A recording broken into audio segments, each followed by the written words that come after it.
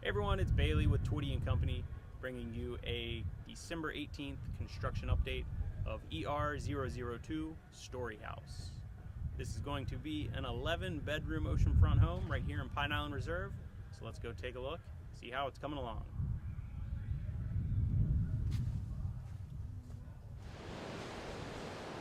Up here on one of two level 3 oceanfront decks, looking out at your beautiful views of the ocean.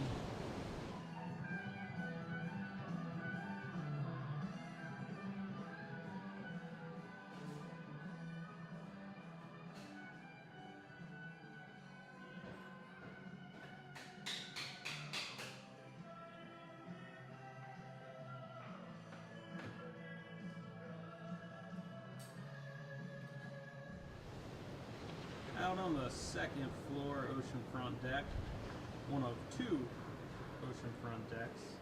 You can see the other right there. And over your swimming pool,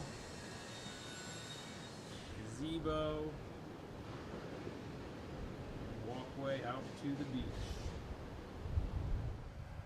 On the second floor, west side deck. See right there will be a set of steps, entryway to the home. Sound out to the west. And main entrance.